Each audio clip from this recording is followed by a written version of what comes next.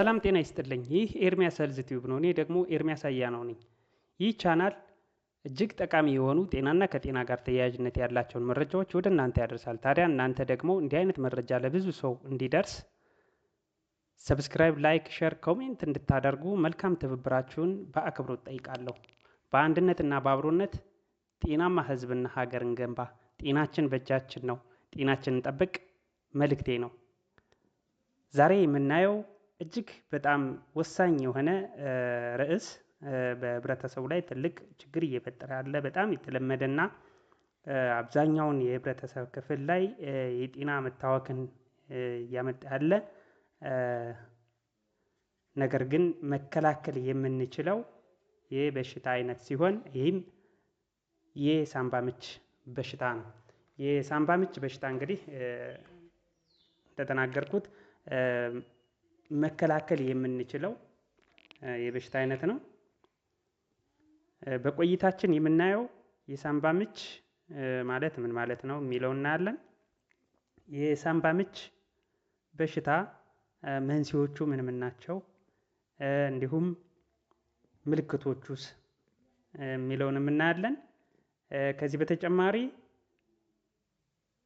የምርመራ ሂደቱ ምን ይመስላል፣ ህክምናውስ እስከምን ድረስ ነው፣ እንዲሁም በወቅቱና በጊዜው ካልታከምነ ደግሞ በህይወታችን ላይ ሊያደርስ የሚችለው ወይም ሊያስከትል የሚችለው አስከፊ ገጽታው እስከምን ድረስ ነው የሚለውን እናያለን። የመጨረሻውና ዋነኛው ጉዳያችን መከላከያ መንገዶቹ ምን ምን ናቸው የሚለው ነው። መዘንጋት የሌለበት ነገር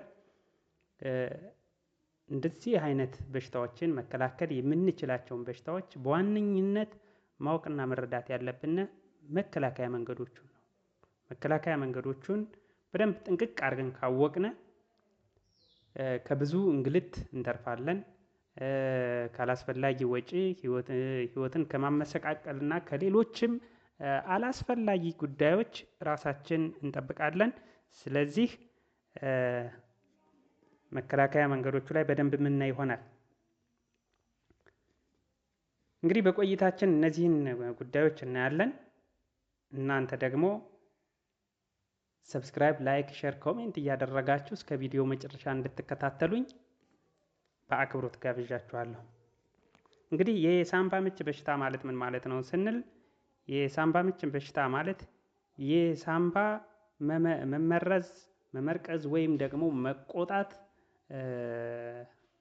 ማለት ነው። ይህም ደግሞ በምን ይመጣል? በኢንፌክሽን ሊሆን ይችላል። ከኢንፌክሽን ውጪ ኬሚካል ወይንም አለርጂ ወይም ደግሞ እነዚህ የተበሉ ወይም የተጠጡ ነገሮች ወደ ሳምባ በሚገቡ ጊዜ ሳምባችን በመቆጣት ወይም በመመርቀዝ የአየር ልውውጥ በሚታወክበት ጊዜ የሚፈጠር የበሽታ አይነት ነው። በዚህን ጊዜ እንግዲህ ሳምባችን ውስጥ በፈሳሽ ነገር የመሞላት ወይንም ደግሞ መግል ነገር የመያዝ ሁኔታ ይኖራል። በዚህን ጊዜ ደግሞ የአየር ልውውጡን ክፉኛ ያውከዋል፣ ይጎዳዋል ማለት ነው። በዚህን ጊዜ ያው የአየር ጉዳይ ደግሞ እጅግ በጣም አስቸጋሪ ነው። ያለ ኦክሲጅን የሰው ልጅ ለደቂቃ መቆየት እጅግ በጣም ከባድ ነው እና እንደ ቀላል የምናየው በሽታ አይደለም ማለት ነው። እንግዲህ መንስኤዎቹ ምን ምን ናቸው ብለን ስናይ ትርጓሜው ላይ እንዳየነው እንግዲህ ኢንፌክሽን ሊሆን ይችላል። ከኢንፌክሽን ውጭ ያሉ ነገሮችም ሊሆኑ ይችላሉ። ከኢንፌክሽኑ ስንጀምር እንግዲህ በአይን የማይታዩ ረቂቅ ተዋሲያን የምንላቸው ናቸው። እነ ባክቴሪያ፣ ቫይረስ እንዲሁም በፈንገስ የሳምባ ምች በሽታ ይመጣል ማለት ነው። ሌላኛው ከኢንፌክሽን ውጭ ያሉትን ስናይ ደግሞ በተለይ ይሄ ራሳቸውን የሳቱ ሰዎች የበሉት ወይም የጠጡት ነገር ወደ ሳምባቸው ራሳቸውን በመቆጣጠር በማይችሉ ጊዜ ራሳቸውን በሳቱ ጊዜ ወደ ሳምባ ሰርጎ በሚገባ ጊዜ የሚፈጠረው ይሄ በተለይ አስፓይሬሽን ኒሞኒያ ወይም አስፓይሬሽን የሳምባ ምች የምንለው በጣም አደገኛው እሱም አንዱ ምክንያት ነው። ሌላኛው ደግሞ ይሄ ኬሚካል ይሄ መርዛማ የሆኑ ንጥረ ነገሮች ወደ ሳምባችን በሚገቡ ጊዜም አንዱ የሚከሰትበት መንገድ ነው። ሌላኛው በአለርጂም ይመጣል። አለርጂ ሲኖር እንደዚሁ ሳምባችን የመቆጣት ባህሪ ይኖራል። እነዚህ ምክንያቶቹ ናቸው። ምልክቶቹን ደግሞ ስናይ ያው ቪዲዮ እንዳይረዝም ብዬ ነው በተቻለ መጠን ፈጠን ብዬ ማተኮር ያለብን ቦታ ላይ እንድናተኩር ነው። ማተኮር ያለብን ቦታ እንደነገርኳችሁ መከላከያ መንገዶች ላይ ነው በደንብ ማተኮር ያለብን። ግን እንደ ጠቅላላ እውቀት የተወሰነ እውቅናው እንዲኖራችሁ እነዚህን እያየን እንሄዳለን። ምልክቶቹ ላይ ስናይ ሳል ይኖራል። እንግዲህ ሳምባ ላይ ያለ በሽታ ያው ሳል ያመጣል። ሌላው የትኩሳት ይመጣል፣ ትኩሳት ይኖራል። ለመተንፈስ መቸገር፣ የደረት ህመም፣ የአቅም ማነስ፣ ማላብ፣ የምግብ ፍላጎት መቀነስ እነዚህ ይኖራሉ። በተለይ በህፃናት ላይ ሲሆን ደግሞ በጣም ፈጣን የሆነ ስርዓተ ትንፈሳ ይኖራቸዋል። ስርዓተ ትንፈሳቸው በጣም የታወከና የተረበሸ እንዲሁም ፈጣን ይሆናል። ሌላው በአፍንጫቸው በሚተነፍሱ ጊዜ የአፍንጫቸው እንቅስቃሴ በፍጥነት የመታየት ነገር ይኖራል። ማስታወክ ይኖራል። ለመመገብ መቸገር እነዚህ ጉዳዮች በተለይ በህፃናት ላይ የሚከሰቱ ናቸው።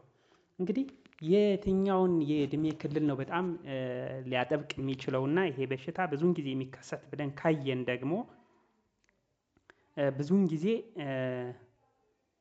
ህፃናት ላይ እና በእድሜያቸው የገፉ ሰዎች ላይ ይጠነክራል።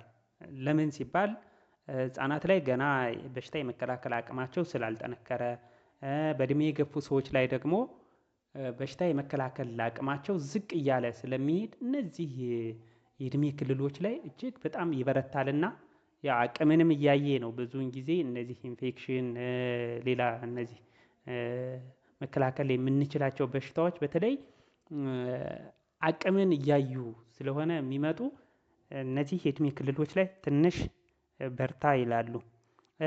ሌላው በተለይ የላይኛው የመተንፈሻ አካል በምንታመም ጊዜ የላይኛው የመተንፈሻ አካል ኢንፌክሽን በሚኖር ጊዜ በወቅቱ በጊዜው ቶሎ ካላሳከምነው ወደ ሳምባ ምች በሽታ ይቀየራል። ያው አንዱን ስለሚያመጣ የአንዱ አለመታከም አንደኛውን እየሳበ ያመጣልና በተለይ የላይኛው የመተንፈሻ አካል ኢንፌክሽን ሲኖር ፈጥኖ ማሳከም፣ ፈጥኖ መታከም እጅግ በጣም ወሳኝ ነው።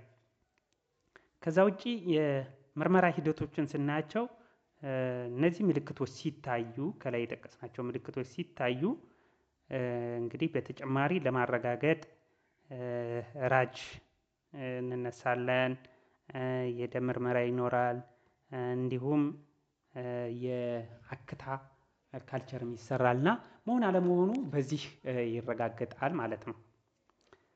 ህክምናውን ስናይ ህክምና ምን ይመስላል ስንል ይሄ በሽታ በስር ሳይሰድ ሰውነታችን ሳይጎዳ ቶሎ ወደ ጤና ተቋም ከሄድን ታክሞ መዳን የሚችል በሽታ ነው። 100% እንግዲህ ቶሎ ብለን ፈጥነን ከሄድን ታክሞ የሚድን ብዙ የማያስቸግር ብዙ ኮምፕሊኬሽን የማያመጣ ብዙ በህይወታችን ላይ ብዙ ጠባሳዎችን ጥሎ የማያልፍ በሽታ ነው። ነገር ግን ይህ ስር ሳይሰድ በሽታው ሳይባባስ ቶሎ ሂደን ከታከምነ ነው። ህክምናውም በመድኃኒት የሚታከም በሽታ ነው። ሌላ የኦክሲጅን መጠንም ተወሰነ ሊወርድ ስለሚችል በዚህን ሰዓት የኦክሲጅን መጠናችን ዝቅ ስለሚል የኦክሲጅን መጠናችን ለማስተካከል የኦክሲጅን ትሪትመንትም ይኖራል። ኦክሲጅን ሊሰጠን ይችላል። ይሄ ብዙ የሚያደናግጥ ነገር አይደለም። ስለዚህ በዚህ መንገድ ህክምናው ሙሉ በሙሉ መዳን ይችላልና እናንተ እነዚህ ነገሮች ሲከሰቱ ቶሎ ወደ ጤና ተቋም መሄድ ነው ማለት ነው። ሌላ ይህን ተከትሎ ቶሎ ባንታከምስ? በሽታው እንደያዝነው ዝም ብንልስ በህይወታችን ላይ ምን አይነት ችግር ሊፈጥር ይችላል የሚለውን ስናይ በተለይ በደም ስራችን ውስጥ ከደማችን ተቀላቅሎ ይሄ በአይን የማይታዩ ረቂቅ ተዋሲያን በደም ስራችን ተቀላቅሎ ጠቅላላ የደም ስራችን ውስጥ እነዚህ ተዋሲያን በመሙላት ኢንፌክሽን ያመጣል። ሌላ ሳምባችን መግል ሊይዝ ይችላል። በዚህን ጊዜ ደግሞ የአየር ልውውጡ ክፉኛ ይጎዳል። ያ ከሆነ ደግሞ ያለ መተንፈስ ደግሞ ምን እንደሚያመጣ ታውቁታላችሁ። ከዛ ውጪ ሳምባንም ከስራው ከጥቅም ውጭ የማድረግ ሁኔታ ይመጣል።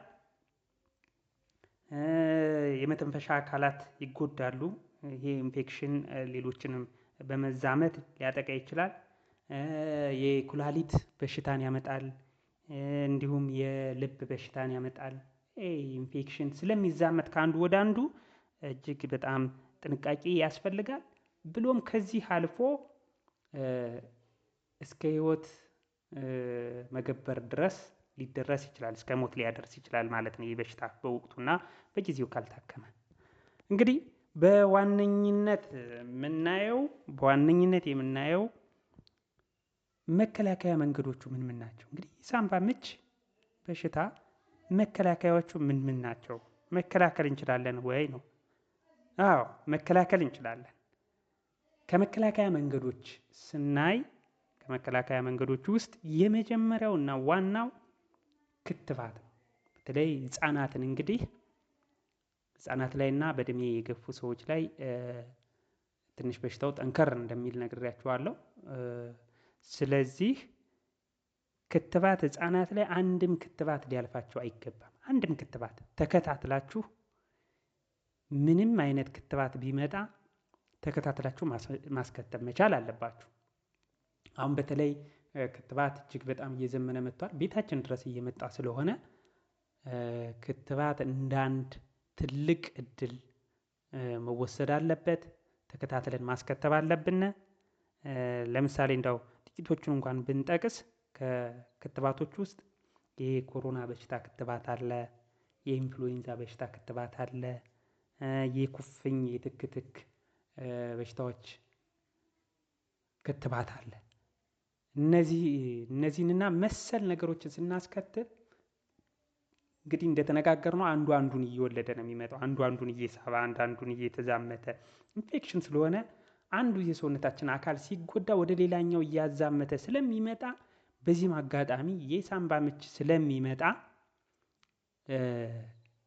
እንደዚህ አይነት ክትባቶችን ተከታትሎ ማስከተብ ከብዙ በሽታዎች እንድንከላከል ያደርገናል። ክትባትን ያው ተከታትላችሁ አስከትቡ። ለአዋቂም ሲመጣ ለልጆችም ሲመጣ ክትባት ሊያልፋችሁ አይገባም። በዚሁ አጋጣሚ መልእክቴ ነው። ሌላኛው ንጽህና ነው። እንግዲህ ንጽህና ስንል የግል ንጽህና አለ፣ የቤተሰብ ንጽህና አለ፣ እንዲሁም የአካባቢ ንጽህና አለ። እንግዲህ ኢንፌክሽንም እንበለው ሌሎች በሽታ የምንበለው እነዚህን ቆሻሻ ነገሮችን እየተከተለን የሚመጣ ሁልጊዜ ንጹህ ጽዱ መሆን ብዙ በሽታዎች እንድንከላከል ያደርጋል። አካባቢያችን ንጹህ ጽዱ መሆን አለበት። የግላችን ንጽህና መጠበቅ አለብን። የቤተሰብ ንጽህና መጠበቅ አለብን። ያ ከሆነ ንጽህናችን የምንጠብቅ ከሆነ ብዙ የሚተናኮለን በሽታ አይኖርም፣ መከላከል እንችላለን። ሌላኛው እንግዲህ ብዙ ጊዜ መከላከያ መንገዶች ላይ ሲባል ሲጋራ ማጨስ እናስወግድ ነው። እንግዲህ ሲጋራ ማጨስ በጣም ብዙ በሽታዎችን ነው የሚያመጣው፣ እጅግ ብዙ በሽታዎችን ነው የሚያመጣው። ስለዚህ ሲጋራ ማጨስ ሊወገዝ የሚገባው ተግባር ነው። ከሚያጨሱ ሰዎች ጎን መሆን የለብንም። ጭሱ በሚገባ ሰዓት ሳምባችን፣ ሌሎችንም የሰውነት አካላት እጅግ በጣም ይሄ መተንፈሻ አካላት እንዳለ ስለሚጎዳ ማጨስ ምንም አይነት ጥቅም የለውም፣ ጉዳት ብቻ ነው። መርዝ እያዩ እንደ መውሰድ ነው የሚቆጠረው ሲጋራ ማጨስ። ሲጋራ ማጨስን በዞሮ ልንዞር አይገባም። ከሚያጨሱ ሰዎችም መራቅ መቻል አለብን። እንዲሁም ስለ ጭስ ካነሳን አይቀር ሌሎችም እነዚህ አሁን ለማገዶነት የምንጠቀማቸው ጭሶች አሉ። እነ ኩበት፣ እንጨት፣ ከሰል በተለይ ገጠር አካባቢ አሁን ከተማም አለዋ። እነዚህ ጭስ እንዲሁ ይጎዳሉ የመተንፈሻ አካላትን። ቢቻል በኤሌክትሪክሲቲ መቀየር ካልተቻለ ግን እነዚህን ማገዶች ስንጠቀም በር መስኮት ከፍተን ብንጠቀም እጅግ በጣም ጥሩ ነው። ሌላኛው የምናየው የአኗኗር ዘይቤ ነው። የአኗኗር ዘይቤ ስንል እንግዲህ አመጋገባችን፣ የሰውነት እንቅስቃሴያችን፣ ሌሎችንም የሚጨምር ነው። ምግብ እንግዲህ ከቀጨጭነ